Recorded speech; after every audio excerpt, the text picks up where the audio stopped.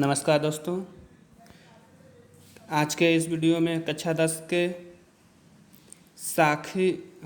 के सूरदास के पद नामक पाठ के दूसरे भाग में आज देखेंगे पैराग्राफ 6 से। इसके पहले 1 से 5 पैराग्राफ का आप लोगों को पहले वीडियो में पहले भाग में बता दिया गया है, अर्थ बता दिया गया है इसका। आज 6वें पैराग्राफ से देखेंगे। सखीरी मुरली लीजे चोरी, जान गोपाल किन्ह अपने बस प्रीति सबन की तोरी। छीन इक घर भीतर निशिबासर, धरत न कबहूँ छोरी। कबहूँ कर कबहूँ अधरनी, कटि कबहूँ खोसत जोरी। ना जानो कछु मेली मोहिनी, राखे अंग अंग भोरी। सूरदास प्रभु कौ मन सजनी, बाध्यो राग की डोरी। इसमें श्री कृष्ण जी का मुरली के प्रति अत्यधिक प्रेम लगाव और इससे ईर्ष्या करती हुई गोपियों की मनोदशा का वर्णन किया गया है। जिसमें सूरदास जी कहते हैं कि एक सखी अपने दूसरे सखी से कहती है, हे सखी मुरली, श्री कृष्ण के बांसुरी को, मुरली को लीजे चोरी, चोरी मैंने चुरा लिया जाए।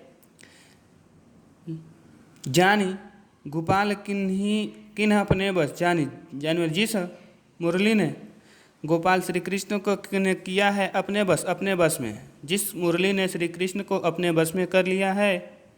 और प्रीति सबन की तोड़ी, और हम सबके प्रेम को तोड़ दिया है।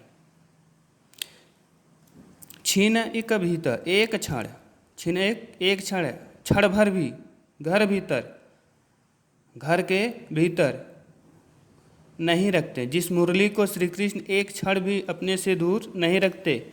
निशि बासर, निशि रात, बासर दिन, रात दिन।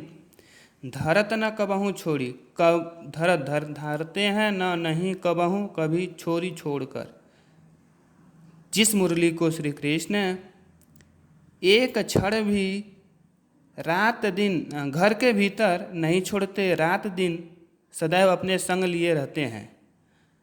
कबहूँ कर, कभी अपने हाथ में, कभी अधरनी अपने होठों पर, कटी कमर पे, कबहूँ खोसत जोरी, कभी अपने कमर पर खोस लेते हैं। ना जाने कछु मेली मोहिनी, ना जाने कछु मेली, न जाने कुछ मेली, जादू टोना, मोहिनी मतलब जादू। न जाने इस मुरली ने श्री कृष्ण पर कौन सी मोहनी जादू कर दिया है, जिससे राखे अंग अंग भोरी, जिसे श्री कृष्ण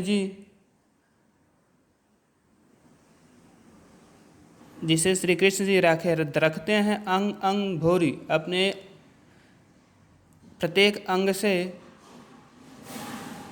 स्पर्श करे रहते हैं। या ऐसे कर सकते हैं, न जाने इस मोहनी मुरली ने श्री कृष्ण पर ऐसा कौन सा जादू कर दिया है, जिससे श्री कृष्ण उसे सदैव अपने संग लिए रखे रहते हैं। सूरदास प्रभु को मन सजनी,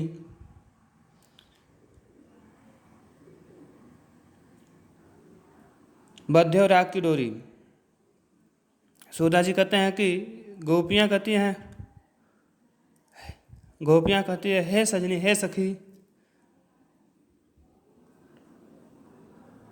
हे सखी, को मन, प्रभु को मन, इस श्री कृष्ण के मन को, हे सखी, इस मुरली ने श्री कृष्ण के मन को ऐसे कौन सी राग प्रेम की डोरी से बांध रखा है, जिससे वे उसे सदैव अपने संग लिए रहते हैं, अपने से अलग नहीं करते।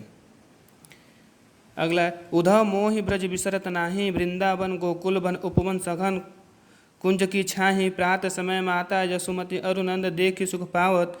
माखन रोटी दहियो सजायो, अति हित साथ खवावत। गोपी ग्वाल बाल संग खेलत, सब दिन हसत सिरात। सूरदास धनि धनि ब्रजवासी, जिनक सौ हित जदुताप। इसमें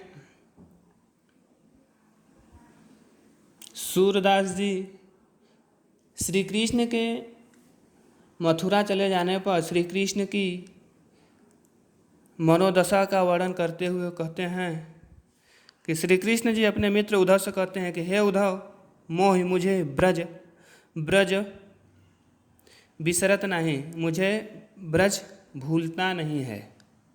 जहाँ पर मैं रहता था वह ब्रज मुझे भूलता नहीं है। कितना भी भूलना चाहूँ लेकिन मैं उसको भुला नहीं पाता। वृंदावन, गोकुल वन, बाग बगीचे और गाँव की सघन छाया में, गाँव की सघन छाया नहीं भूला जाता।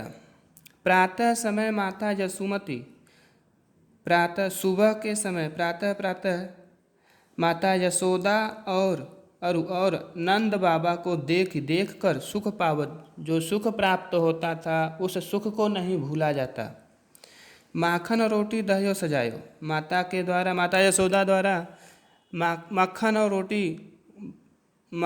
रोटी और दही को बड़े प्रेम से सजाकर और अतिहित बड़े प्रेम से बड़े उत्साह के साथ मुझे खिलाना नहीं भूलता।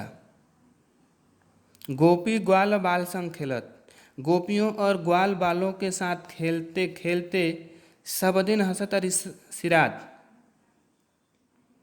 सब दिन पूरा दिन हंसते खेलते बीत जाता था। गोपियों और ग्वाल बालों के संग खेलते खेलते पूरा दिन हंसते खेलते बीत जाता था, वह भी नहीं भूलता। सूरदास जी कहते हैं कि धन्य धन्य ब्रजवासी,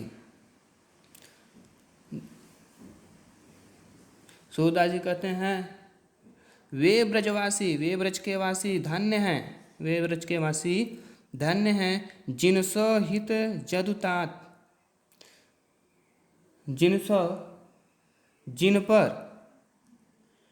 जदुतात है श्री कृष्ण, जदुतात माने श्री कृष्ण,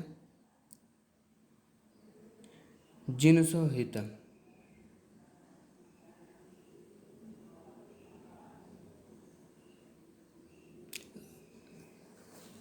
सूरदास जी कहते हैं कि वे ब्रजवासी धन्य हैं जिनके हितैषी, हित करने वाले जदुतात श्री कृष्ण जी आप खुद हैं।